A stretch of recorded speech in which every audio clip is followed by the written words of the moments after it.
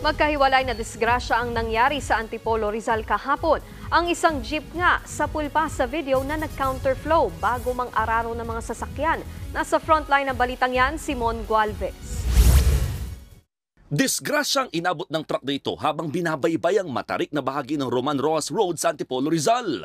Base sa investigasyon ng mga pulis, biglang nawalan ng preno ang truck kaya't bumangga sa isang MPV. Dumiretso pa ito at bumangga sa isang sedan bago tuluyang sumalpok sa isang bahay. Agad doon tubugon yung grupo at agad po namin nakita yung mga tao na nasa loob ng sasakyan, yung bata. Nakuha na po ng ibang rescuer.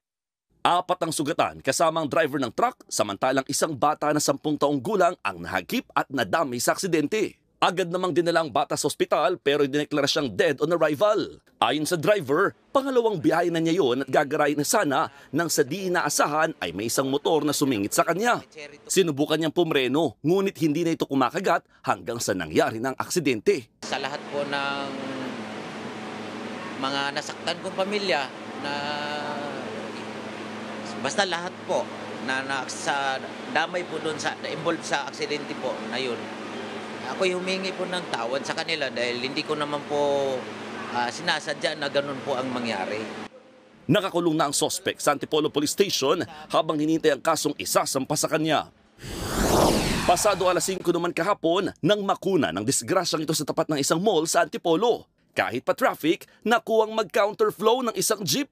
Nagdire-diretso pa ito at bumangga sa mga concrete barrier bago sinalpok ang mga motorsiklo. Base sa investigasyon, papunta sa bayan ang minamaneho ni Roy Tron Franco nang mawalan ito ng preno. Dahil sa disgrasya, 7 ang sugatan at kinailangan pa silang dalhin sa ospital.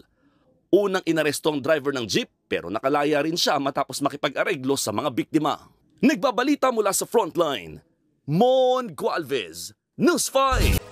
Mga kapatid, Nikki de Guzman po. Iba na ang may alam at may pakialam sa panahon ngayon. Para sa tuloy-tuloy na balitaan sa Frontline kahit weekend, mag-follow at mag-subscribe sa social media pages ng News 5.